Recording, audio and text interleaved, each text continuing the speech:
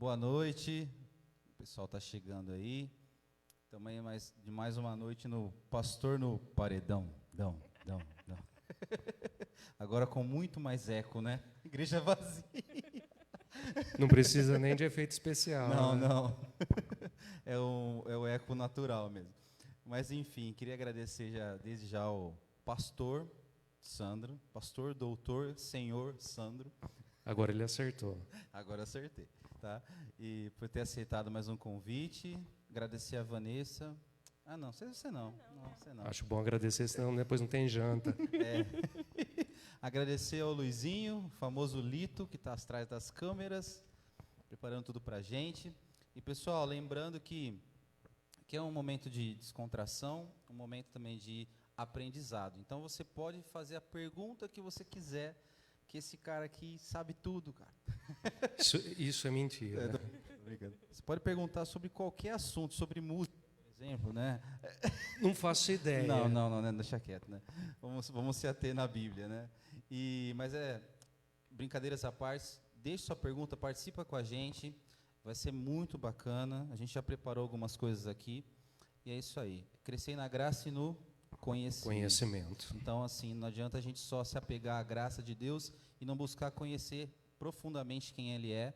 E a gente só consegue conhecer a Deus quando a gente se aprofunda na Bíblia, quando a gente emerge, né, numa comunhão com Ele, um relacionamento. E a gente está aqui para crescer nessas áreas, amém?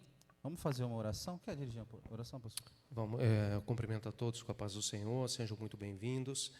E estou bem preparado, espero fazer um bom combate. Né? E, como o Danilo disse, é um momento de descontração, mas tudo que a gente faz é para a honra e glória do Senhor.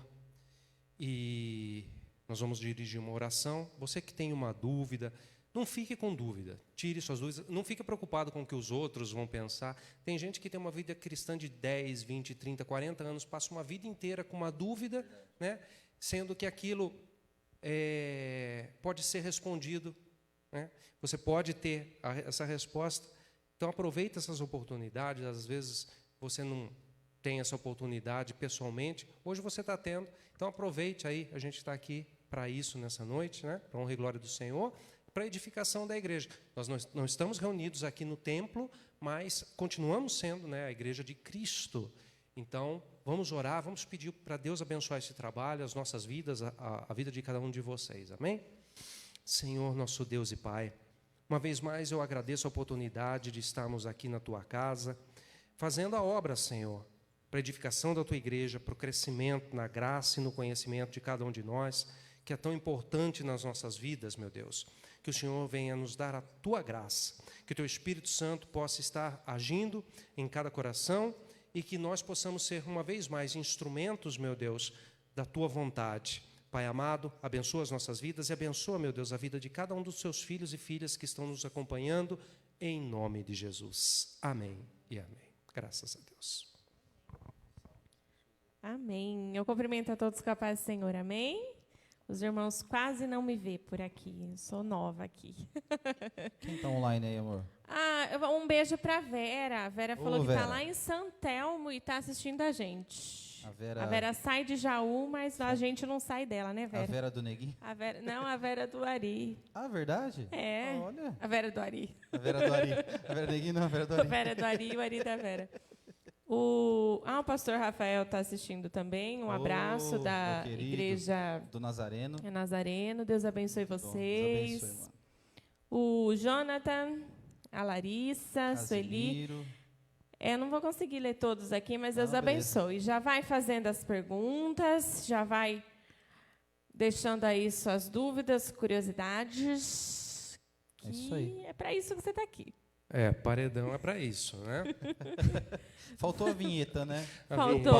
Paredão. A gente vai criar para uma próxima vez. Aí um aviso para os outros pastores, não sou só eu que vou o paredão, não, viu? Vão se preparando, porque não sou só eu, não. Eu só fiz, meu terceiro paredão, né? Mas vão se preparando aí que vocês vão também, viu? É tática, a gente suga tudo daqui, depois suga tudo lá, suga tudo. Isso aí. Entendeu? Amor, vamos fazer um ping-pong? Vamos. Eu queria começar com uma meio polêmica. Mas vamos lá. Religião. O que a Bíblia fala sobre religião e o que é religião? Ótimo. A Bíblia não fala sobre religião. Esse é o primeiro ponto. Quando a gente fala de religião, tem uma frase, inclusive é de um filme, eu não vou citar nome aqui, que eu acho muito interessante, onde dois protagonistas, um pergunta para o outro: você acredita em Deus? O outro responde: olha, se você está falando de religião, aí o primeiro que fez a pergunta diz o seguinte: eu não estou falando daquilo que os homens falam sobre Deus, mas eu estou falando sobre acreditar em Deus. Então, a religião, friamente falando, é aquilo que os homens falam sobre Deus. Jesus não deixou nenhuma religião. Jesus deixou uma palavra. Jesus disse: eu sou o caminho, eu sou a verdade, eu sou a vida. A partir daí, ao longo dos séculos, foram se desenvolvendo teorias, questões, polêmicas e tudo mais. Mas a religião, querendo ou não, e por mais difícil muitas vezes que seja admitir, é uma invenção dos homens, não é uma invenção de Deus. Eu não vou ficar aqui fazendo um estudo da palavra religião, porque sábado à noite ninguém merece isso também, mas quando se fala religião, friamente falando e teologicamente falando, nós estamos falando daquilo que os homens falam sobre Deus, e não exatamente sobre Deus. Quando Jesus disse: eu virei buscar a minha igreja, ele não disse: eu virei buscar os membros de uma determinada religião. Ele vem buscar aqueles que o aceitaram como seu único e suficiente Salvador e aqueles que morrem em Cristo. É esses que Jesus vem buscar. Ele não vem buscar placa de igreja, ele não vem buscar membro de determinado segmento, ele vem buscar aqueles que são seus, que é aquilo que a gente chama de a igreja invisível. Então, a religião é uma coisa inventada por homens. Okay? Pode fazer. Tem pergunta? Não, só aproveitando, o Carlos está... O Carlos? Carlos está assistindo, é um amigo nosso. O Eric também, Eric Paguete. E aí, Eric, seu espaguete? Pode ir, na outra, vai. É isso aí. Mateus 5,3. Bem-aventurados os pobres de espírito, porque deles é o reino dos céus. Eu até sublinhei aqui duas perguntas em uma. Primeiro, o que é pobre de espírito? E segundo, reino dos céus. Se tem como... Quando a Bíblia fala sobre essa bem-aventurança, ele está falando de um reino dos céus que vai vir na terra, ou algo que a gente sobe e desce e vai, como que é esse negócio? Vamos falar sobre se é reino, tem patentes, como que vai ser essa parada? Vamos falar sobre os pobres de espírito primeiro. Vamos lá. Como todos nós sabemos, a Bíblia, antes de chegar no português, o nosso português brasileiro, ela passou por diversas traduções e a gente enfrenta problemas de traduções. Para quem não sabe, o Antigo Testamento, 98% dele foi escrito em hebraico, 2% em aramaico. O Novo Testamento foi escrito em grego. Nós temos palavras nessas três línguas que ela não tem uma tradução literal para o português. Elas passaram primeiro para o latim, depois elas passaram para o inglês, depois até chegar no português, aí teve uma trajetória bastante grande. Então, alguns conceitos no original, nós não conseguimos passar eles literalmente para o português. Então, esse pobres de espírito aí, a gente poderia traduzir de uma forma melhor. Não taquem pedra em mim, mas eu não gosto da tradução do Almeida. Tá? Nem eu. Nenhuma crítica ao Almeida, mas depois que você tem contato com outras traduções, você vê que ela peca. Não compromete em nada a tua leitura, mas se você for fazer um estudo acadêmico, aí a história muda. Então, se você pegar esse pobre de espírito aí, você poderia traduzir ele melhor como humildes de espírito. Quando Jesus disse que ele era manso e humilde, é nesse sentido que é esse pobre de espírito. Aqueles que não se ensoberbecem, aqueles que não se acham, aqueles que se colocam como o menor, aqueles que não procuram glória para si próprio, aqueles que não procuram se sentar no primeiro lugar, mas procuram os últimos lugares, que Deus, como diz a palavra, né, ele resiste aos soberbos. Então, é nesse sentido que é o pobre de espírito. E que engraçado, dá a impressão que é alguma coisa ruim, né? É por causa da própria tradução. Dá a impressão que é ser um maldito, alguma coisa assim, Exato, né? E a questão do reino é assim, se você levar em consideração que muito do que foi escrito na Bíblia, o autor, mesmo inspirado pelo Espírito Santo, ele tinha que pegar alguma coisa tangível, alguma coisa material, para ele se basear, para ele poder tentar explicar coisas celestiais. Você vai ver que, tanto no Antigo Testamento como no Novo Testamento, o mais próximo que eles chegariam de uma organização seria um reino. Como existiam reinos na Antiguidade, mesmo na época do Novo Testamento, né, nós tínhamos o Império Romano, que nada mais era do que um reino. Então, os autores bíblicos, quando eles citam o reino dos céus, seria uma organização dos salvos, dos anjos e de todas coisas celestiais reunidas sob a regência de Deus. Então, a definição mais próxima que se chega disso para o autor bíblico seria um reino.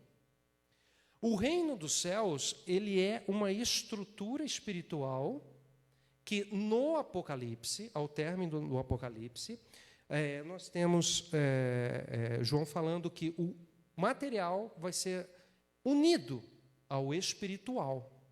Então, hoje, nós não sabemos exatamente explicar como isso vai acontecer, mas vai ser uma fusão do material com o espiritual. Hoje, o reino dos céus, ele é exclusivamente para Deus, né, na sua santa trindade, e para os anjos, que têm livre acesso, né, a esse reino aí, entre aspas, ou seja, a essa... eu não posso chamar de estrutura, porque isso seria uma coisa material, mas essa organização espiritual. Mas, no futuro, o reino dos céus vai ser a união do espiritual com o material e vai se tornar uma coisa só. Em relação à hierarquia que você falou, a promessa para nós é muito grande, porque a Bíblia diz que nós estaremos acima dos anjos. Então, nós vamos ter o Deus Pai, Filho e Espírito Santo como o grande rei. Teremos nós, os salvos, né? Nós, em nome de Jesus, nós. E depois nós teremos os anjos. Hoje, na nossa posição de pecadores, nós estamos abaixo dos anjos. Na condição de remidos e salvos, estaremos acima dos anjos.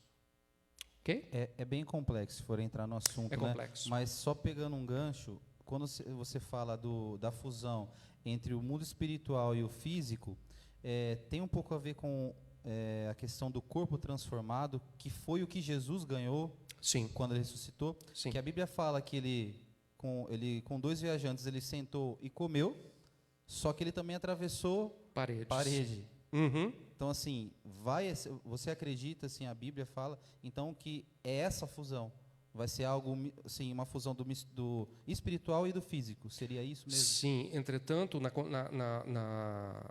especificamente falando do corpo, nós vamos ganhar um corpo novo. Não vai servir esse. O que para mim serve de muito consolo, né? Demais, né? Para mim serve de muito consolo que não vai ser esse. Mas nós vamos ganhar um corpo novo, que vai ser um corpo incorruptível, que não vai sentir fome, que não vai sentir sede, que não vai sentir sono, que não vai estar sujeito a doenças. Então vai ser algo sobrenatural, assim como era o corpo ressurreto de Cristo. Ok? Legal. Aproveitando o gancho também, questão do céu. É se falado muito sobre o terceiro céu. Afinal, quantos céus existem? Quais são? Vamos lá. Nós temos 3 céus. 3. Um é esse céu que a gente enxerga, que é esse céu azul aí, que de vez em quando não está muito azul, de vez em quando está um azul irritante, né? Esse é o primeiro céu. O segundo céu é o espaço interestelar. E o terceiro céu é essa constituição aonde nós vamos ver a junção do material com o espiritual. Esse terceiro céu, ele é, propriamente dito, o que vai ser, né, futuramente, o paraíso. É onde nós passaremos a vida eterna. E esse terceiro céu que vai se fundir com o mundo material e vai se tornar tudo uma coisa só, né? A própria natureza vai ser restaurada com essa fusão. A natureza como ela foi criada no início, antes da queda de Adão. Então, a própria Bíblia fala que a natureza, de uma maneira geral, geme, esperando a restauração. É nesse momento em que o terceiro céu e o mundo material serão unidos pelo poder de Deus, que tudo vai ser restaurado na perfeição como foi criado no início. Entendeu? E aproveitando, você fala dessa fusão, dessa junção. Então, significa que não haverá mais terra, não haverá mais, vamos dizer assim, um plano humano. Tipo assim, não tem um porém depois. Não. Vai ser uma coisa eterna. Então, essa matéria que a gente conhece hoje, ela será transformada, né? Ela será transformada à perfeição de Deus conforme ela foi criada. Então, o próprio João escreve, eu vi a Nova Jerusalém que desce do céu, né? A cidade que Deus projetou. Isso é uma forma de falar desse ambiente que vai ser formado dessa fusão do espiritual com o material que vai ser transformado. Logicamente que a gente não teria como o material, a matéria que nós temos hoje, que é transitória, que enferruja, que se acaba, como que isso poderia servir para coisas eternas? Então, logicamente que isso não serve como morada, porque o próprio Deus estará conosco, né? Como a própria palavra de Deus, que ele disse que nessa época, ao redor do seu povo, ele seria como uma muralha de fogo, e no meio do seu povo ele seria glória. É uma coisa que a gente só pode especular como vai ser, a gente não tem muita noção de como é que isso vai ser, mas vai ser tremendo, né? Vai ser maravilhoso. E algumas pessoas na Bíblia tiveram a oportunidade de contemplar isso. Deus deu para algumas pessoas que relatam na Bíblia que eles contemplaram o terceiro céu e tiveram um vislumbre do que seria, né, a vida eterna que Deus tem preparado para nós. Inclusive, Paulo, ele não assume, mas ele viu. E ganhou um espinho na carne, para não ficar se achando, né? Ele falou... E quando ele pediu para Deus, Senhor, tira esse espinho da minha carne, Deus falou, não.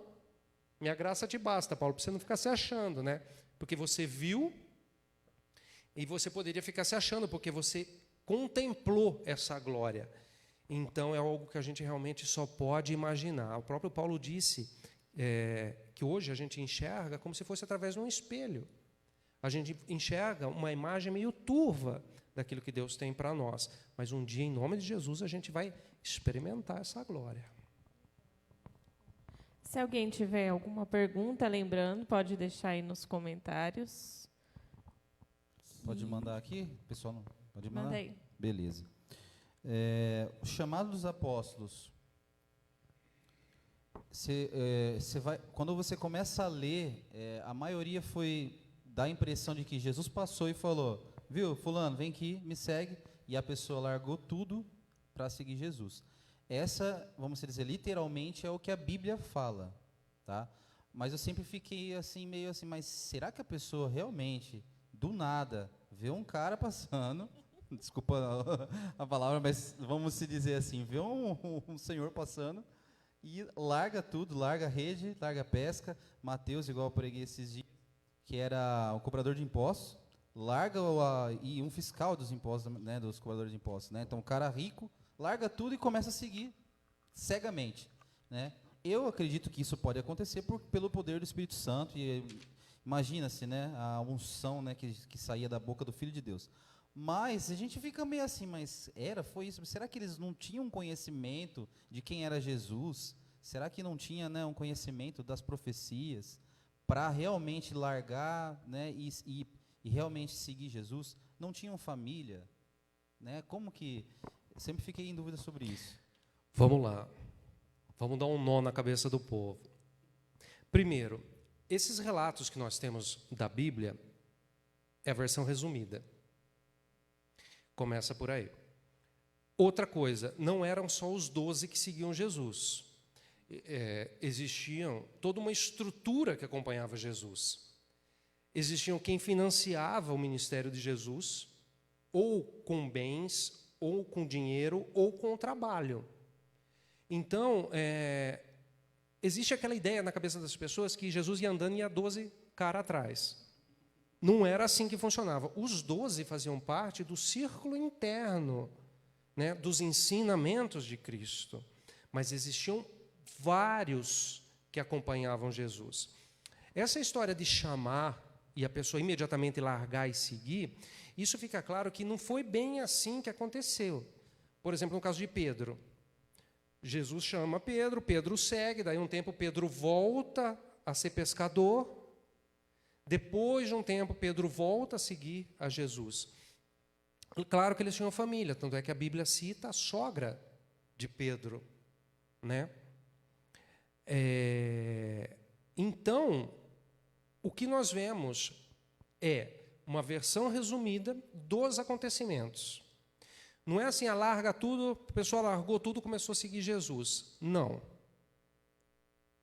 Isso pode ter acontecido espiritualmente falando, que a pessoa tomou essa decisão e iria seguir Jesus. Agora, na prática, você pode ter certeza que houve um processo, da mesma forma como Jesus selecionou 12 entre aqueles que o seguiam para fazer parte do seu círculo interno, para quem ele ia deixar, que eram discípulos, iriam se tornar apóstolos, né? Que são coisas diferentes, mas não eram só esses 12, e também não aconteceu assim num estalar de dedo. Foi um processo que aconteceu com cada um deles, que realmente... E outra, muitos do que Jesus chamou não seguiram. Nós temos relatado na Bíblia daquele jovem que chega para Jesus e fala para Jesus, né? O que eu preciso fazer? Tal. Jesus fala, vende tudo que você tem, dá para os pobres e me segue. O que ele fez? Ele abaixou a cabeça, foi para trás e não fez. Então, da mesma forma como esse não aceitou, né, o chamado de Jesus, muitos provavelmente não aceitaram. É que a Bíblia dá ênfase para aquilo que interessa, né? Ela é mais objetiva no sentido da fé. É que esses daí foram os que aceitaram o chamado, que seguiram Jesus e depois, né, passaram de discípulos para apóstolos. Mas pode ter certeza que o processo existiu, não foi um estalar de dedo, não. Foi o que eu imaginei, né? Porque ninguém também em sã consciência do nada assim, né? Não, o Espírito Santo pode tocar de uma maneira transformadora, a pessoa ela pode sim tomar essa decisão, mas existem alguns ajustes a serem feitos, né? Então, assim, resumidamente, na verdade, é o lance da metanoia, é a mudança de mente que a pessoa teve Sim. ao encontrar com Jesus. Sim. No caso, Pedro com a pesca maravilhosa, Mateus ao chamado dele, e engraçado que quando estava lendo, fala que Mateus recebe Jesus na casa dele, junto com seus amigos cobradores de impostos e junto com os discípulos de Jesus. Então, assim, foi algo que realmente transformou a vida dele. Agora, se com o tempo, com certeza ele abandonou o ofício, né? Mas se foi imediatamente, se ele preparou alguém no lugar ou não, né? E uma coisa que você citou, eu poderia talvez já aproveitar, que eu falei, como Jesus era sustentado, né? E você deu um spoiler, vamos assim dizer. Tem como ir um pouco mais profundo, porque realmente uma multidão seguia Jesus, Sim. né? Nós sabemos que, fora os 12 que seguiam, Jesus, muitas pessoas acabaram se propondo a sustentar esse ministério de Jesus, porque Jesus, dos seus 30 aos seus 33 anos, ele praticamente exerceu o seu ministério aqui na Terra e ele não exercia outra atividade, uma atividade remunerada que o pudesse sustentar. Ressaltando aqui que Jesus era 100% homem e 100% Deus. Na sua condição de 100% homem, obviamente, ele precisava comer, ele precisava se vestir, né? E todo esse aparato necessário para que ele pudesse manter o seu ministério, que ele viajava, né? Tudo bem, muitos trajetos eram feitos a pé, tinha tudo isso daí, mas ele precisava comer, muitas vezes, né? Ele precisava ter onde dormir, essas coisas. Então, tinham pessoas que foram tocadas por Jesus e se dispunham a trabalhar nos seus ofícios, contribuir com aquilo que eles produziam para o ministério de Cristo, alguns se propunham a ajudar Cristo com dinheiro, e alguns se propunham a ajudar com serviço. Nós temos muitas mulheres que acompanhavam, né, que se propunham a cozinhar, a lavar roupa, né, que era a função da mulher naquela época. Eu não sou machista, não, estou falando daquela época, ok? Sem ser machista, sem ser... Você lava sua roupa, pastor Sandro? Não é a máquina. É a máquina. É a máquina. É a máquina. Graças a Deus. Graças a Deus, pela bendito tecnologia. seja quem inventou a máquina de lavar roupa, mas tudo bem. Então, nós sabemos que existia aí todo um aparato que sustentava esse ministério. Muito bom, muito bom. Aproveitando, por que se falava Jesus, filho de Davi? Primeiro, que Jesus precisaria, obrigatoriamente, cumprir todas as profecias do Antigo Testamento. E ele cumpriu. E uma delas era que o rei viria da linhagem de Davi. Primeiro, Jesus era da linhagem de Davi. Apesar de ter passado séculos entre Davi e Jesus, a linhagem permanecia. Só vou pegar um gancho, tá?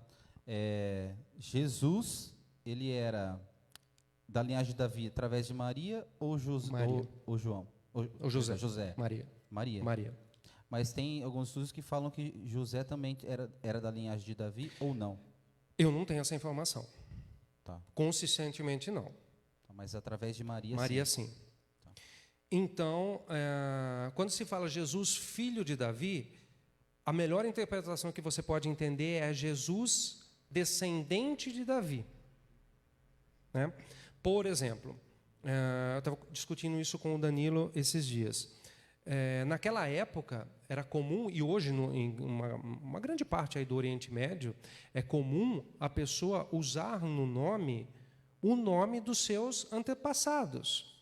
Por exemplo, na língua árabe, é comum você batizar um filho e colocar entre o nome dele e o nome do pai, ou de um nome do avô, colocar, antes era Ibn, hoje é Bin. Então, quando você vê um nome de uma pessoa, tem um Bin no meio, e depois um nome de outra pessoa, você vê... Alguém sabe um nome bem conhecido? Pode falar. Osama Bin Laden, ou seja, Osama, filho de Laden. E os nomes não param por aí. Eles colocam até a terceira descendência, a quarta descendência, os nomes ficam enormes. Né? Fulano, Bin, Fulano, Bin, Fulano, Bin, Fulano, fica enorme o nome. Eles descrevem a sua linhagem desde lá de trás. Então, era costume. Então, quando você vê Jesus, filho de Davi, Jesus da linhagem de Davi, ou Jesus, descendente de Davi. Uma forma de demonstrar, porque Davi foi grande, né, por ser rei e tal, e uma forma de demonstrar também que ele era... Cumprimento da profecia. Exatamente. Porque o rei deveria vir da linhagem de Davi. Então, e Jesus cumprindo todos os requisitos para ser o verdadeiro profeta, por que você acha que as pessoas eram tão cegas assim que não acreditaram? Ou boa parte dela, né? Isso também não é exclusividade na questão de Jesus. Né? Se você voltar lá no Êxodo, por exemplo, o povo viu o mar se abrindo, viu o maná caindo do céu, viu a água saindo da rocha e tinha dificuldade para acreditar em Deus. E na época de Jesus, nós podemos citar vários fatores, alguns deles de ordem política, porque existiam grupos dentro da própria estrutura hierárquica dos judeus que não aceitavam um rei, um Messias, um profeta que nasceu numa manjedoura, que era filho, entre aspas, de um carpinteiro, né, que era humilde, que não ia pegar numa espada, que não ia liderar um exército para matar a gente. Eles jamais podiam conceber essa ideia, porque eles tinham uma ideia pré-concebida de que o rei, o Messias, o enviado, seria mais ou menos como Davi. Tipo aquele meme, expectativa versus realidade. Exato. Na verdade, o problema não está nas profecias, está no que eles Na almejavam, expectativa esperavam. das pessoas. E na minha Messias. próxima pregação, né, não a de segunda-feira que eu vou gravar, na próxima que for ao vivo, eu vou estar tratando essa questão da expectativa versus realidade, né? Então, eu vou adiantar um pouquinho aqui. Era o que aconteceu no caso dos judeus. Os judeus, quando se falava na profecia de que viria o Messias, e ele seria da linhagem de Davi, o que eles esperavam? Um rei guerreiro que ia libertar ele dos romanos, né, do jugo que o Império Romano tinha sobre eles, e alguém que ia sentar num cavalo, ia usar uma armadura, ia juntar um exército, ia marchar contra os romanos, e o Messias não era nada daquilo que eles estavam esperando. Então, eles não aceitavam. E uma outra questão política era que os altos sacerdotes do judaísmo naquela época, eles se recusavam a dar o braço a torcer porque eles iam perder os seus privilégios, né? Então, é preciso entender todo o contexto político, cultural, histórico, né, que compõe o cenário onde Jesus pregou. Trazendo para os dias de hoje, hoje nós vemos ainda pessoas resistindo ao chamado do Espírito Santo, ainda que o chamado seja claro, evidente. A pessoa ela resiste ao Espírito Santo porque ela não quer aceitar a verdade do Evangelho. Então, não é diferente da época de Jesus. Legal. Tem uma pergunta, o Jonathan perguntou, o que difere alma de espírito? É uma confusão, na verdade, isso aí. É uma complicada. Eu falo que o ser humano é que nem um ovo, né? Você pega um ovo, ele tem casca, clara e gema. Você pega o ser humano, ele tem corpo, alma e espírito. O que difere a alma e o espírito é que a alma, ela faz você ser um indivíduo. Ele é a sua individualidade. A alma, ela é a sede do seu intelecto, ela é a sede do seu humor, ela é a sede dos seus sentimentos humanos. Isso é a alma. Eu poderia ficar falando de características da alma a noite inteira. Mas, resumidamente, a alma é aquilo que te define como indivíduo. Ela é a sua alma. O espírito é o seu ponto de contato com Deus. Então, o espírito, ele pode ser indissociável da alma, em termos espirituais, porque ambos são imortais, né? Mas, se você quiser dividir essa parte imortal, que é composta por alma e espírito, você vai entender que a alma é a sua individualidade. A alma faz você ser quem você é. E o espírito é a parte imortal, tanto como a alma, mas é o teu ponto de contato com Deus. Então, na verdade, você não tem como dissociar a alma de espírito na prática. Mas, para efeito de estudo, você consegue fazer essa distinção. Simples assim. E o que é salvo? A alma. Alma, espírito e corpo. Você fala que o espírito volta para Deus? Por isso que eu falo que o espírito volta para Deus. E assim, quando fala que o espírito volta para Deus, até aquele que morre sem ser salvo, como foi Deus que deu o sopro de vida, volta para ele? Vai voltar para aqui. Deus, vai voltar para Deus, mesmo que depois seja condenado. Porque o espírito, então vamos dizer assim, o espírito de qualquer forma volta para Deus. E alma. E alma também. E alma. Então a alma não é condenada? Ela vai ser condenada, como o espírito vai ser condenado, porque são imortais. Sendo salvo ou sendo condenado, e é isso que as pessoas muitas vezes têm dificuldade para entender. Se você for salvo, vai ser uma salvação eterna. Se você for condenado, vai ser uma condenação eterna. Porque no caso, alma e espírito... no caso é que assim, é que a gente... A matéria acho que é mais fácil da gente entender, porque ela fica aqui, corpo. Então, acabou, morreu, apodreceu, vira pó, beleza. Agora a questão é, alma e espírito, o cara que é a pessoa, né, mano, de falar cara, né? A pessoa que salva, a alma e o espírito vai para Deus, e a que é condenada, a alma e o espírito é condenado. É condenado eternamente. Eternamente. Porque quando a gente fala de imortal, independe de ser salvo ou ser condenado, é imortal. Por isso que a gente bate tanto em cima da questão da salvação. Algumas pessoas levam na brincadeira, né? Mas nós estamos falando da vida eterna, seja ela junto de Deus ou seja ela separada de Deus. Se ela é imortal, ela não vai morrer. Óbvio. Então, independe se ela está salva ou não. Ela não vai morrer. Por isso que a gente precisa cuidar da nossa salvação. Porque se você bobear com a tua salvação e for condenado, é uma eternidade condenado. Né? Então, Só falar um negócio, você comentou que a questão da alma vamos dizer, meio que o que define a nossa personalidade. com certeza. Né? Em relação à personalidade, sempre tive curiosidade no negócio, e tem um amigo meu Olha lá, agora ele vai me que a gente prejudicar, fica vendo. que a gente sempre já conversamos muito sobre a questão de signos, certo? E assim, eu sempre fui muito assim, nunca gostei muito assim, não conseguia aceitar esse negócio de que tipo assim, o signo vamos dizer, eu nasci no período tal, eu tenho uma tendência a ter um temperamento. Sempre fui receoso com isso, mas assim, estudando um pouquinho, vendo muitos casos, dá para se ver que tem um certo padrão. Eu não acredito, e agora eu quero que você fale uma opinião na Bíblia e como um estudioso. Eu acredito que assim, o problema está naquele que não sai sem o horóscopo de casa, que vai ditar o dia dele. Isso daí é inadmissível.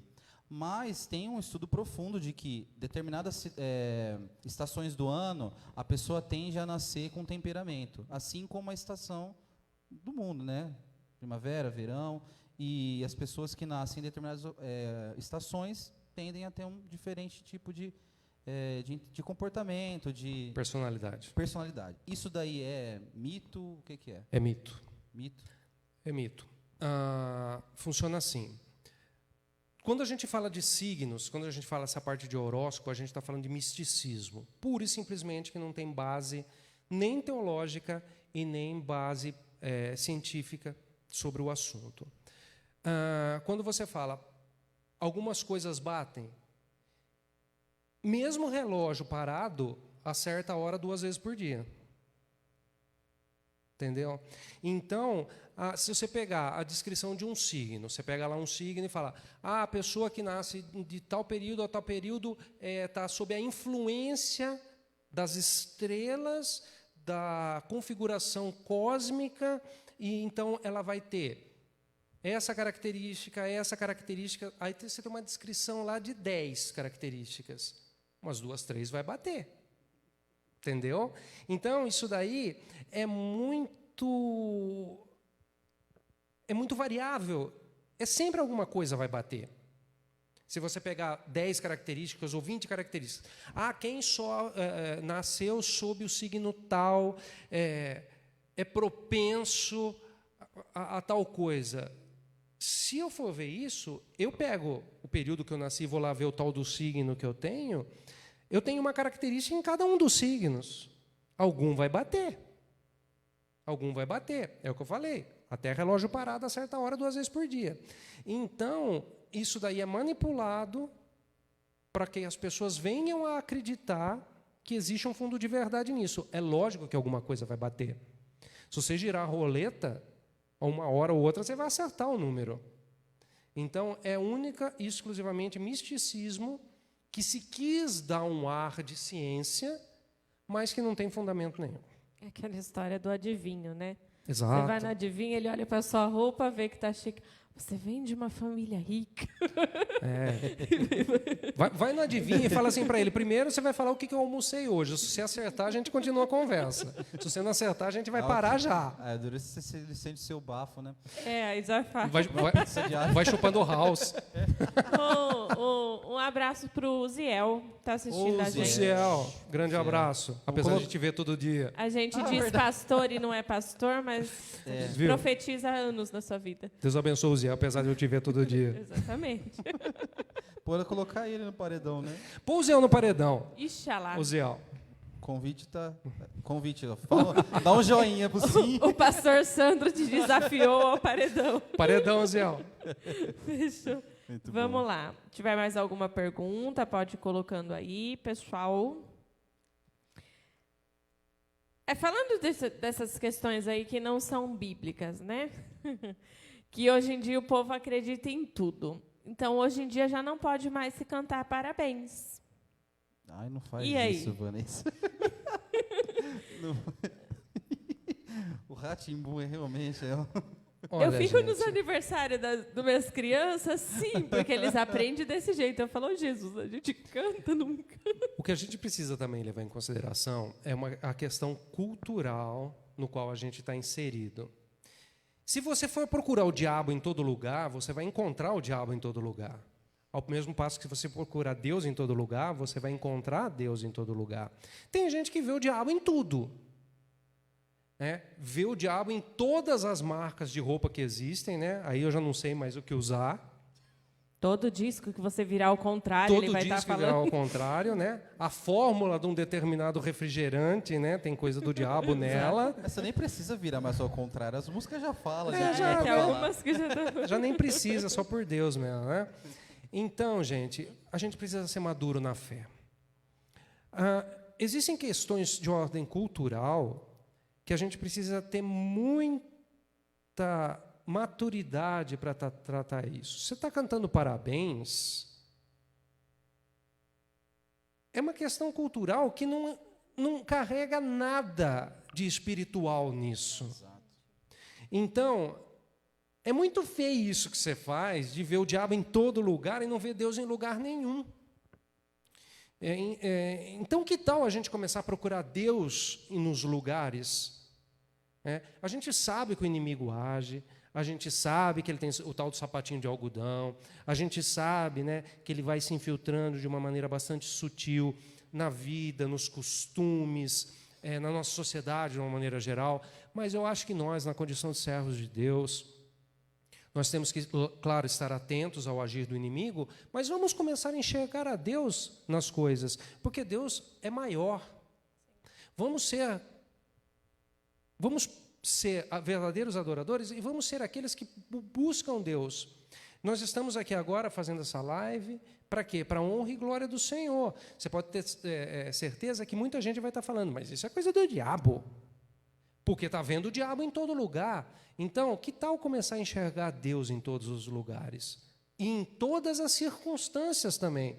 Porque tem muita coisa que a pessoa fala, tudo é culpa do diabo. Não estou defendendo o diabo não, viu, gente? Advogado do diabo, jamais. Agora, isso daí é coisa do diabo. Será? Será? Então, eu acho que é um momento de reflexão, né? Será que é? E Deus nessa história? Perdeu o poder? Está se omitindo? Não, né? Então, vamos ter maturidade com isso daí.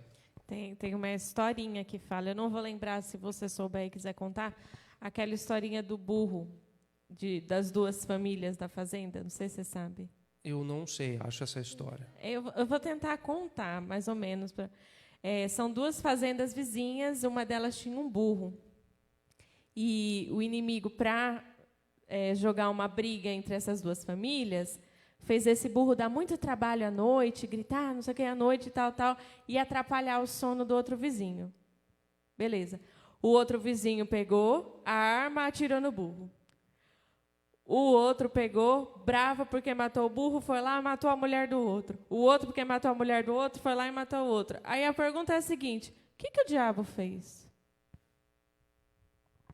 Ele só atrapalhou o sono. Mas e o restante? Foi ele que fez? Eu conheço uma história parecida com essa, só que não é história, é fato. Isso há muito tempo vem da cultura africana.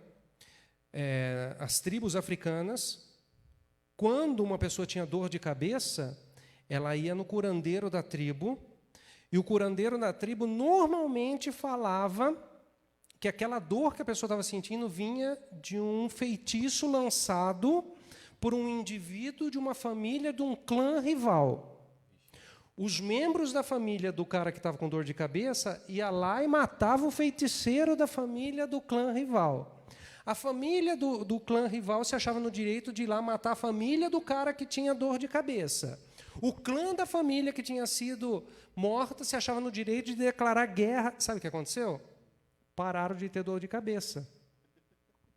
Né? Doril, gente. Pararam de ter dor de cabeça, porque o negócio virou uma carnificina. Jesus. Então, vamos pôr a culpa de tudo no diabo? A culpa não é de tudo dele, não. Muita coisa vem de dentro do próprio coração do homem. né? Na verdade, as maiores ciladas, e a Bíblia nos alerta para isso, são aquelas que vêm do nosso próprio coração. Né? Maravilha. A Ger quer que manda um beijo para ela. Um beijo, Ger. Beijo, Ger. Mora tão longe da igreja, É, né, coitada, Ger? né? Vamos Beijo, lá. Ger. Vai lá.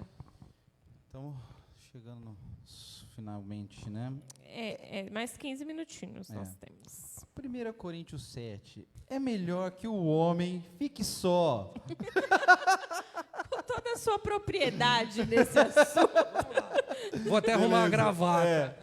É melhor que o homem fique só. Então, segundo o nosso apóstolo Paulão, ele fez, né, esse capítulo todo, ele falou, tipo assim, deixou claro o quão trabalho ia dar uma esposa, né? Mas também ele deixou por outro lado, né, deixou bem claro que pela nossa tendência pecaminosa, pela nossa inclinação da carne, é melhor que você sossegue o facho com uma mulher só. Né? Ele colocou esses 2 pontos. Mas ele deixou bem claro que é melhor que, assim como eu, o homem fique só. Só que tem um propósito da família, que Jesus fala, né? Muito, do propósito da família. Está vendo que eu não estou... Está cortando, beleza? Tá bom, tá vendo? Porque ela já me olha assim, ó. Tira Eu tô a aqui, mão. Você tá vendo? Ela já fica assim, tira irmãos, a mão do microfone. eu tô aqui na linha de fogo, ok? Não é só as perguntas que vêm pelo Face, não. Eu tô aqui na linha de fogo, tá? Deixa eu abrir um Só parênteses. para o pessoal entender, o microfone, ele tem negócio aqui para desligar. Aí, agora de pouco, ela quase desligou. Ela falou assim, ó, abaixa a mão do microfone. Aí eu vi assim, tudo. Agora tá cortando sozinho.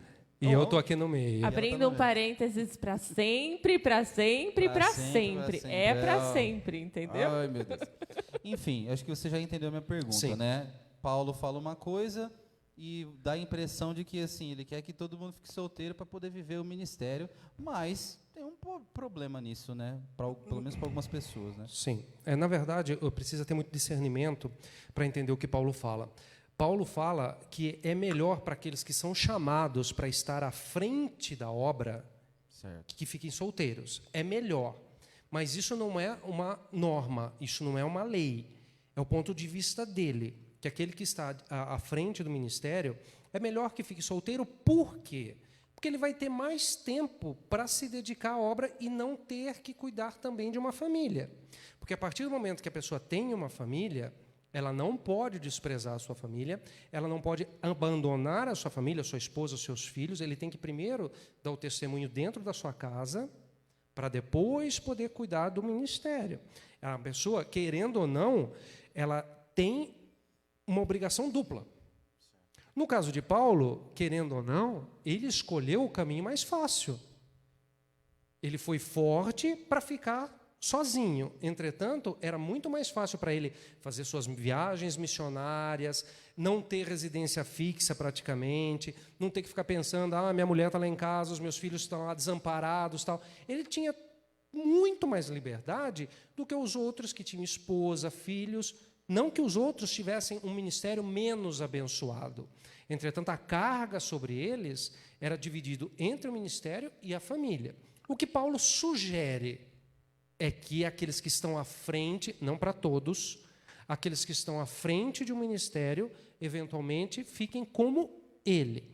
Só que depois ele faz uma ressalva.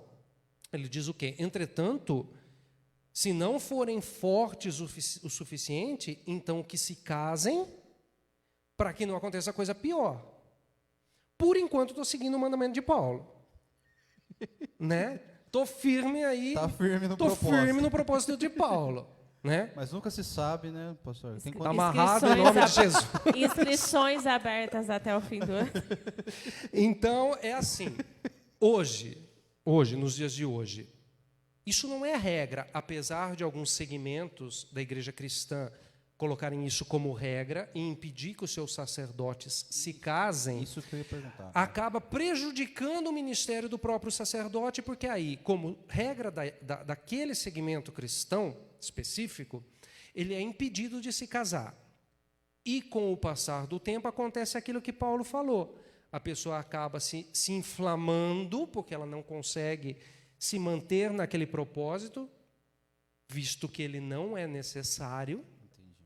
mas é imposto por aquele segmento e acabam acontecendo coisas, às vezes degradantes, às vezes Mais absurdas, às vezes coisas de ordem criminosa, né? E que não teria necessidade de acontecer. Agora, Desculpa, essa cultura, né, que não vamos citar de onde que é, mas essa cultura vem disso daí, vamos se dizer, esse costume. celibato. O celibato, no caso dessas pessoas dessa religião, que não podem se casar, vem baseado no que Paulo fala ou não? Vem baseado nisso daí. Para eles, isso daí não é uma sugestão, isso é uma regra. Entendi. Mas Paulo deixa claro que é uma sugestão. Ele diz, eu gostaria que todos fossem como eu. Entretanto, ou seja, ele abre um parênteses nessa história. Não precisa ser como eu. É uma opção de vida que Paulo fez.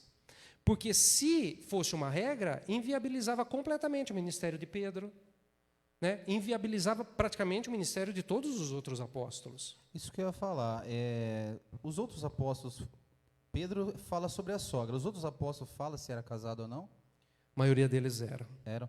Isso reflete bem assim na questão, igual você falou, no desempenho de Paulo no ministério dele, com o desempenho dos outros apóstolos. Que, por exemplo, Pedro, se você for pegar a questão das viagens missionárias que Paulo fez e Pedro fez, vamos se dizer assim, não tem nem como comparar. Não que é para comparar. Entendi. Né? Nós não estamos falando de unção. Nós não estamos falando de questão, igual você falou. Um homem que tem uma família, ele tem que cuidar da família e o ministério. Sim. E não, assim, que muitas pessoas acham que você tem que cuidar do ministério e abandonar a família. Sim. Né? Então, pensando agora, isso daí me veio agora. Olhando bem, será que foi um pouco disso? Essa liberdade que Paulo teve de poder viajar, de poder explorar essa questão?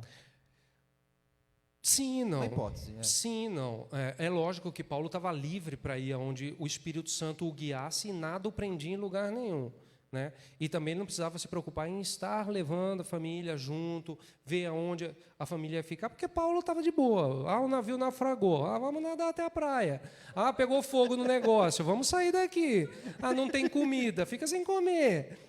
Paulo, para ele, está tudo tranquilo, né? Agora, se ele tem família junto, o barco está afundando. Cadê minha família? Né?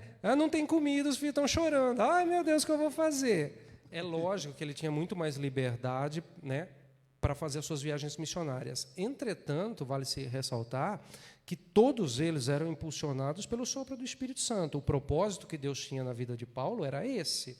O propósito que Deus tinha na vida de Pedro era aquele. E todos eles cumpriram com as suas missões perfeitamente. Agora, vamos especular? Vamos.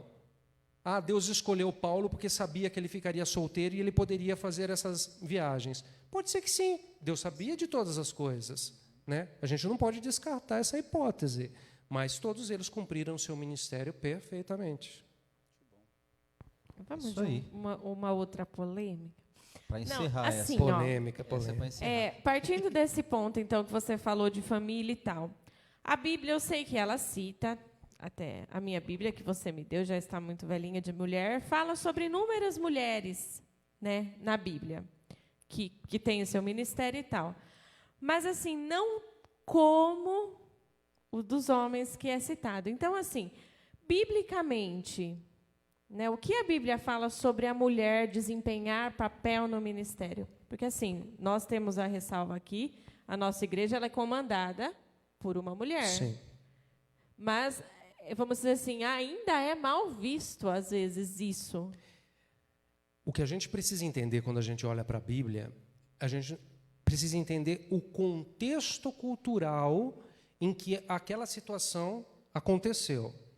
Então, nós estamos falando na Bíblia, tanto em termos de Antigo Testamento, mais do Antigo Testamento do que o Novo, mas toda a Bíblia, nós estamos falando de uma sociedade extremamente patriarcal, onde o pai era o chefe da família e a palavra dele era a lei. Então, se você levar esse peso da sociedade da época, da cultura de cada época, vamos falar do Novo Testamento, mas propriamente dito, assim a gente consegue pegar um período de tempo mais específico. Você vê ali que a mulher ela não tinha muito espaço sequer para dar a sua opinião dentro de casa. Colocar uma mulher como líder não era errado, mas o desafio que ela enfrentaria seria, no mínimo, o dobro do que um homem enfrentaria. Não é questão da Bíblia ser machista ou não. A questão é o seguinte: o Evangelho ele precisaria ser divulgado nos 4 cantos do mundo, como a palavra diz.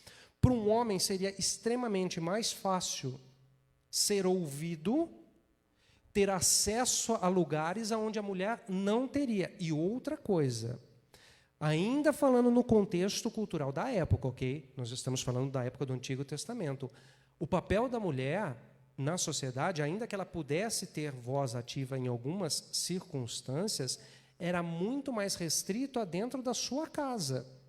Em público, dificilmente uma mulher ela conseguiria ser ouvida. Num grupo pequeno de pessoas, né, por exemplo, na igreja primitiva, ela conseguiria falar e ser ouvida.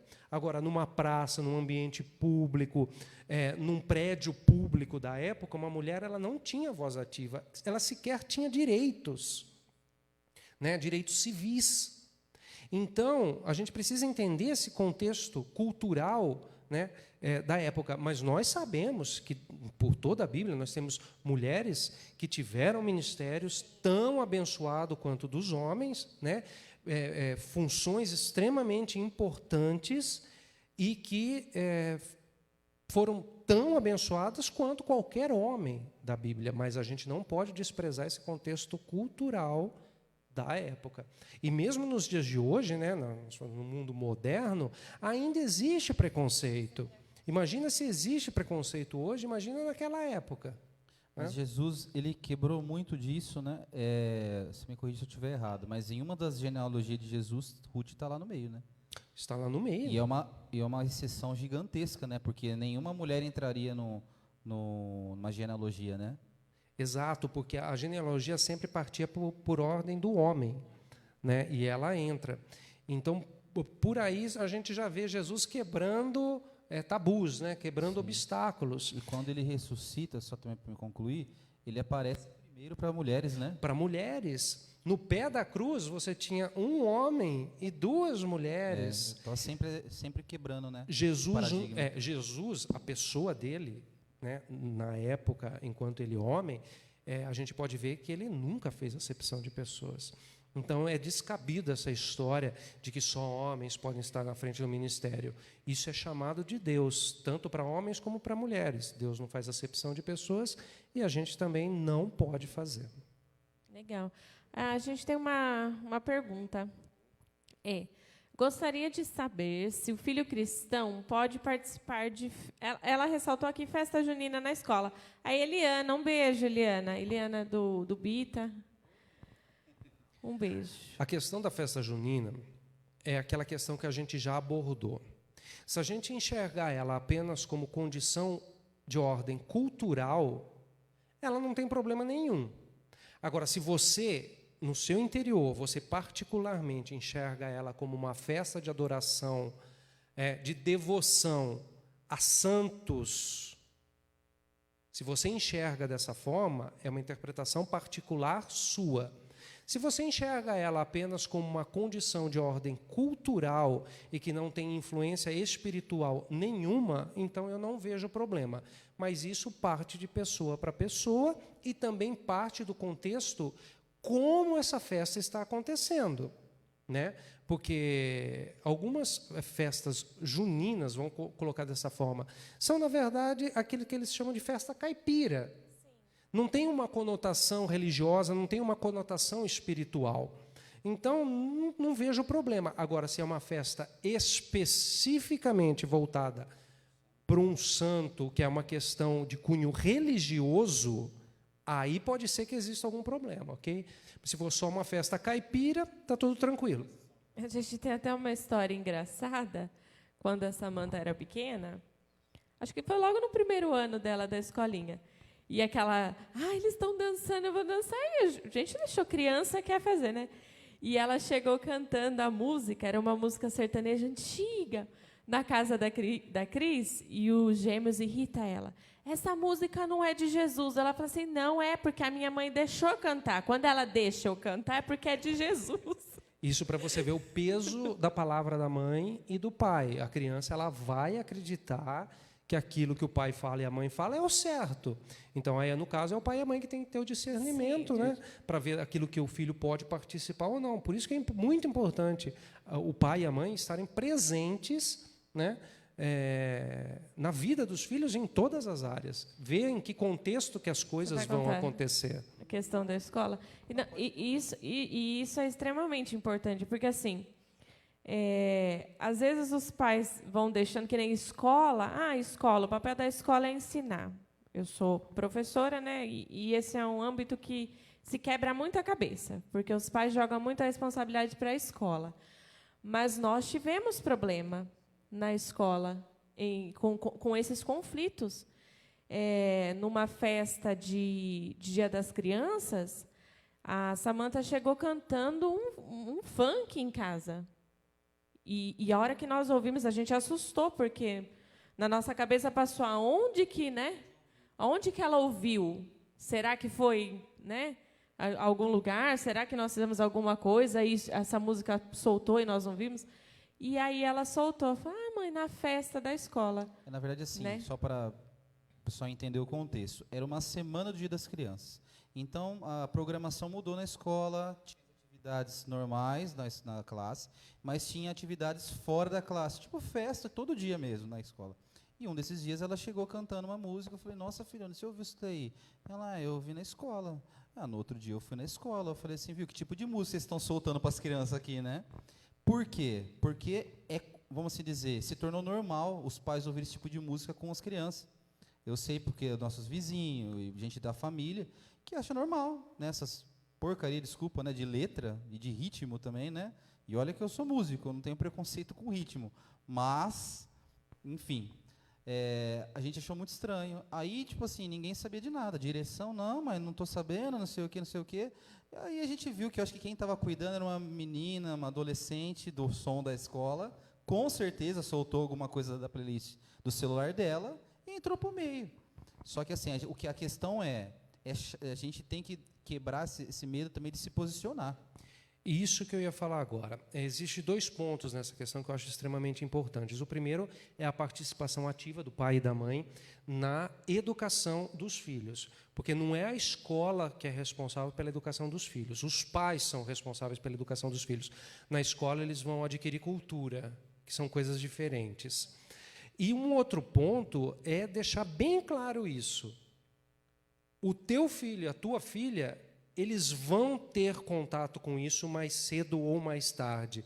Não dá para criar os filhos dentro de uma bolha e falar assim: nunca meu filho vai ter contato com isso. Então você tem que ter essa participação ativa, ensinando o que é certo, ensinando o que é errado, mostrando por que é certo, mostrando por que é errado. Por quê? Aquela história, você cria o filho para o mundo.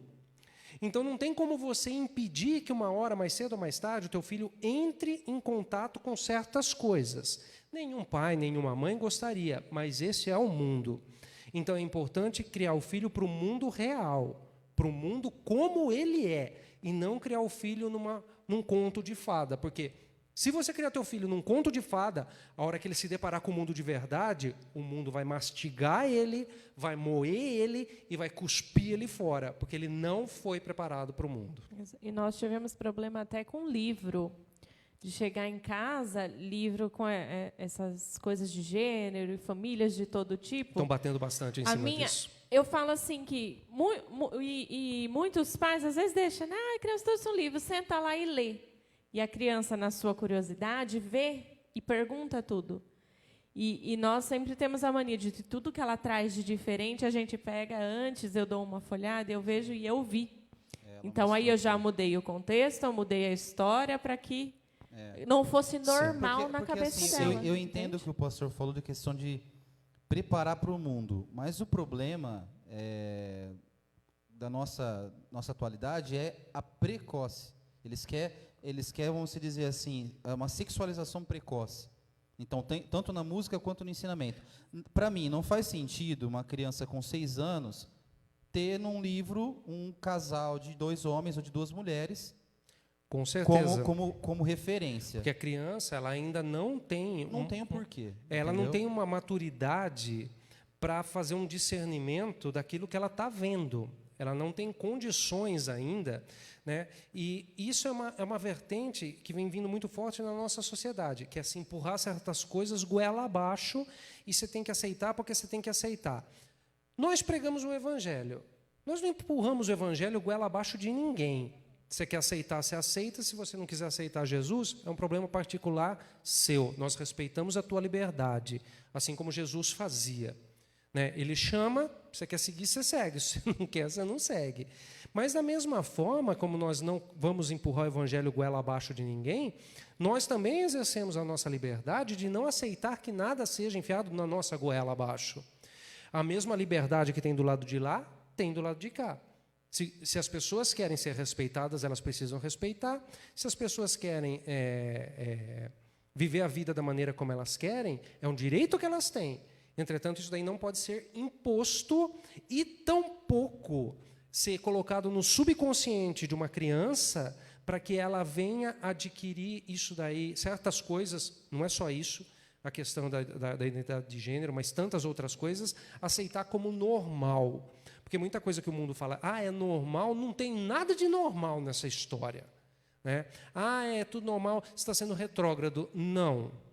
Tudo tem a sua hora, tudo tem o seu momento. Eu posso falar por experiência própria. Quando eu cheguei, eu tive uma conversão muito difícil, eu passei muito tempo, nasci dentro da igreja, cresci dentro da igreja, e mesmo assim, passei um tempo fora da igreja, até que eu mesmo cheguei na conclusão, falei, não, o caminho é esse e não tem outro caminho. Por quê? Porque a semente foi plantada lá atrás. Essa é a questão da função do pai e da mãe. Agora, o filho, ele vai fazer a escolha dele, mas é necessário ter essa participação do pai e da mãe na questão da educação, sim, da formação moral, né, na questão do exemplo dentro de casa. Isso daí é fundamental na criação. E a questão de se posicionar quando algo vem contra aquilo que você está ensinando. Com certeza, porque é muito conveniente, muitas vezes, para o pai e para a mãe, deixar lá o filho vendo qualquer coisa na internet, lendo qualquer coisa, desde que ele não dê trabalho, ele pode ficar lá no canto dele fazendo o que ele quer. Não é por aí, né? Se a gente for entrar na questão familiar, do jeito de criar filho, aí vai uma noite só para isso, porque aí a gente entra na questão, igual eu falei, tem gente que acha bonitinho quando vê a criança com 5 aninhos rebolando, que acha bonitinho, já vê desde pequeno com sainha curta, e não sei o quê. E aí as pessoas que se posicionam diferente disso, essa é a questão. Torna-se comum o que não era para ser comum, e o que, vamos dizer assim, moralmente certo, acaba se tornando retrógrado, igual você falou. O problema é que as pessoas não entendem a consequência a longo prazo. Exato. As pessoas não conseguem dimensionar o que isso vai causar nessas crianças a médio e longo prazo. Já está causando. E já está causando. Então, se a pessoa conseguisse enxergar o processo de formação moral pelo qual a criança, o pré-adolescente ou o adolescente está passando, e a influência de certas coisas na vida dessas pessoas a médio e longo prazo, com certeza o pai, a mãe, a família, de uma maneira geral, não permitiria que certas coisas acontecessem. Se fala muito em liberdade, né? É porque ele tem que ter liberdade de escolher, liberdade disso. Eu cresci, você deve ter crescido ainda um pouco pior do que eu e o Danilo crescemos. Mas eu cresci com a minha mãe sempre falando, enquanto você estiver debaixo do meu teto, são as minhas regras. Não é? E, voltando para a palavra de Deus, é preciso ter muita maturidade para entender quando Paulo fala, tudo me é permitido, mas nem tudo me convém. Então, nós temos a liberdade, inclusive, para falar não. É esse o ponto. Eu não vou engolir qualquer coisa, eu não vou engolir tudo, eu não vou aceitar tudo, porque eu tenho liberdade, inclusive, para falar não. E uso dessa liberdade no meu dia a dia. Porque eu não vou aceitar certas coisas. Não é porque eu sou retrógrado, não, muito pelo contrário. Eu gosto muito de tecnologia, estou sempre antenado a certas coisas, Leio sobre muitos assuntos diferentes, eu não fico lendo teologia o dia inteiro, ao contrário do que algumas pessoas pensam. Eu leio sobre tudo. Ele não fica engravatado o dia inteiro. É quase.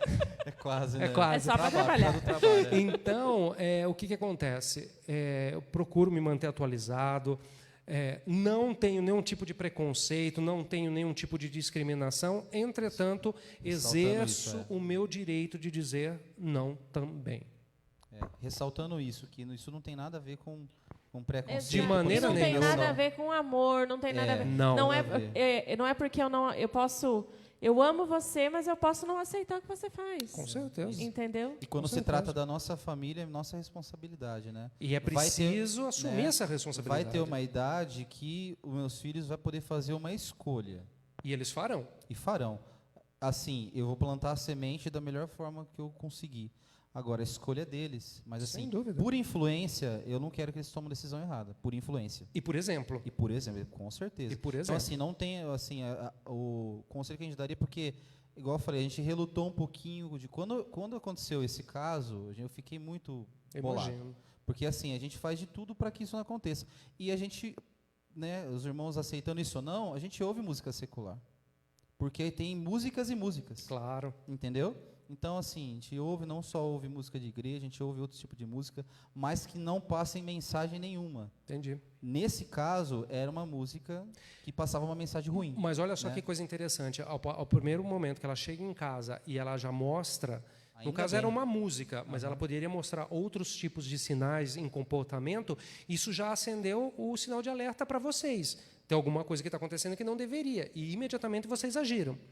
E quantos sinais, muitas vezes, as crianças estão mostrando e os pais não estão percebendo o que está acontecendo com as nossas crianças. Né? Lamentável, e aí a gente vê tanta notícia de tragédia acontecendo, tanta coisa ruim acontecendo, porque não se atentaram para os sinais que a criança estava mostrando. E falando, né, se for, igual eu falei, que nosso horário acabou, mas se for entrar na questão de sinais, a parte de sexualidade aflora muito cedo, né? Muito cedo, porque a criança começa a ser Né? estimulada muito cedo. Exatamente. Então, se tem algum problema, se tem algum abuso acontecendo, se está vendo alguma coisa errada, a criança dá um sinal. É questão da gente ficar alerta, né? E eu acho fantástico a época que nós estamos vivendo, porque assim, hoje em dia o pai e a mãe, ele tem muito mais liberdade para sentar com o filho e com a filha e ter uma conversa franca, o que muito disso era um tabu, né? há um tempo atrás. O pai e a mãe não conversavam.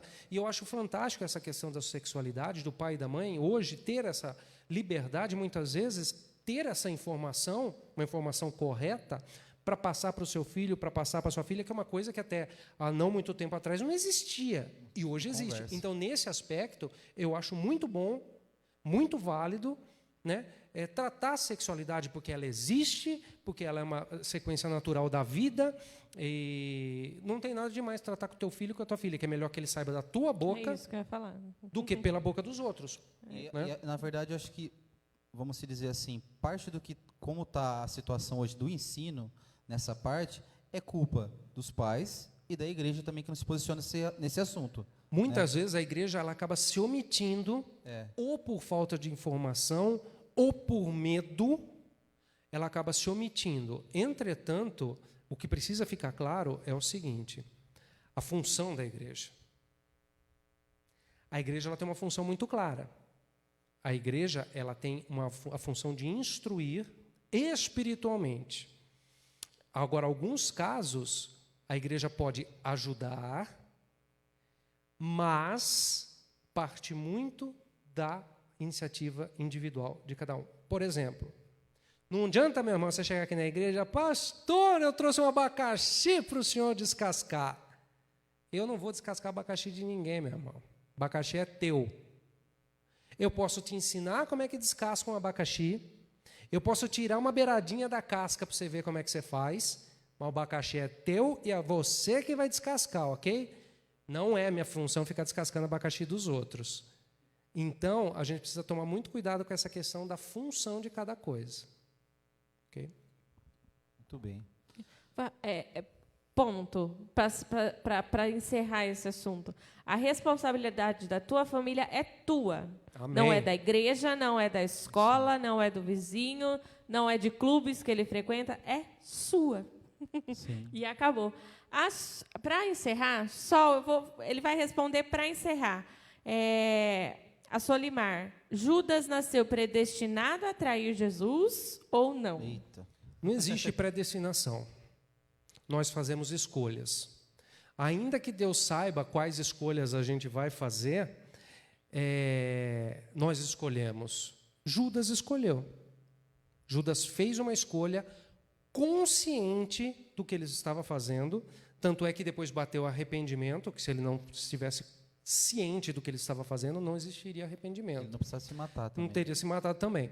Ele sabia o que ele estava fazendo e ele escolheu fazer. Jesus sabia o que ele ia fazer? Sabia. Isso não quer dizer que ele foi predestinado. Eu sou terminantemente contra a questão da predestinação. Ninguém é predestinado a nada. Nós fazemos as nossas escolhas. Nós colhemos os frutos das boas e pagamos preços das más escolhas. É simples assim. Mas Romanos fala sobre predestinação, né? Ele fala da predestinação no sentido da onisciência de Deus. Porque Deus sabe quais escolhas a gente vai fazer. Por isso que tem essa briga, então, da teologia, então. Exato. É a forma como enxerga a predestinação. A predestinação, ela é uma realidade a partir do momento que você enxerga ela de acordo com os olhos de Deus. Mas, de acordo com a trajetória humana, não existe destino. Existem as suas escolhas. Você escolhe. É aquilo lá que Deus falou para Moisés no deserto. Moisés, fala para o povo. Eis que coloco 2 caminhos diante de vós. O caminho do bem e da vida, o caminho do mal e da morte. Fala para o povo escolher. Como Josué disse, vocês façam o que vocês quiserem. Todavia, eu e a minha casa serviremos ao Senhor. Então, a gente escolhe. É simples assim. Legal. Nós vamos encerrando, então. Acho que fica um tema bem legal para a gente fazer uma live família, né? Sobre família, sobre filhos. Acho que é um tema bem legal. Aí é outro pastor que vai vir, porque eu não sou casado, eu não tenho filhos. Fica o convite pro Zé. Fica o convite pro Rodou, Zé. Vamos conversar. Rodou. Porque é um assunto bem legal. Porque, na verdade, assim, a gente não nasce com uma fórmula mágica, né? Nem de como a gente tem que ser, nem de como a gente tem que Filosoficamente agir, né? falando, existe uma briga entre os filósofos se a gente nasce como um livro em branco que é escrito ao longo do tempo ou se a gente já nasce um livro escrito e a gente simplesmente desempenha um papel que já foi escrito, né? Meu Deus. Filosoficamente falando, essa briga é de longa data. Então, Mas é legal mesmo. É sempre bom. Uma ideia para falar, né? A posição do pai e da mãe em relação ao ministério. Bem né? bacana. E a posição da igreja, igual foi falado, também é bem legal. Sim, até puxar o gancho a questão do pai e da mãe sobre o ministério da criança, né? Sim, porque é bem legal. Porque também tem pai e mãe que quer que o filho seja alguma coisa, né? Ou que quer impedir por achar ou que quer imaturo, impedir. né? Tem uns que impedem, tem uns que influenciam já. Que força. Né? Vamos ter sabedoria, né, gente? Não adianta investir o molequinho de 6 anos com terno, porque não é isso que vai fazer dele ser pastor, não, viu? E começar a falar assim, né? Desde pequeno. Não vai rolar. É isso que te digo. Me passa esse bombom. Mas é isso aí, gente. Muito obrigada a todos que ficaram. Falar o nome de todo mundo aqui é... Luizinho, você tá vivo aí, cara? Você não faz uma pergunta. Luizinho, tá vivo? Luizinho? Tá. Ô, Luizinho, vem aqui, cara. Acho que ficou muito polêmico para ele. Vem aqui dar um oi pro Dá um pessoal. oi, cara. Vem aí, Luiz. Venha. Rapaz, ficou aí, ó. Olha lá, ó. O cara que deixou é o de cara. curtir o seu sábado. Aqui, ó. Aqui, senão ninguém te Aqui, ó, vê, aqui, ó. querido. Aqui, ó. Venha mais perto, senão ninguém te vê. Esse é o Luizinho que cuidou aí pra gente hoje. Amanhã você tá aqui cantando com nós aí ou não? Amanhã tá por aqui. Amanhã você tá aqui. Amanhã tá aqui. Beleza, gente? Obrigado a todos, gente. Abençoe, Obrigado viu? pela participação. Que Deus abençoe você, teu lar, tua família. Amém. E espero que a gente tenha contribuído pelo menos um pouquinho aí, né, para a edificação de todos. Amém? Deus abençoe. Boa noite a Amém. todos. Boa noite. Tchau, Boa tchau. noite.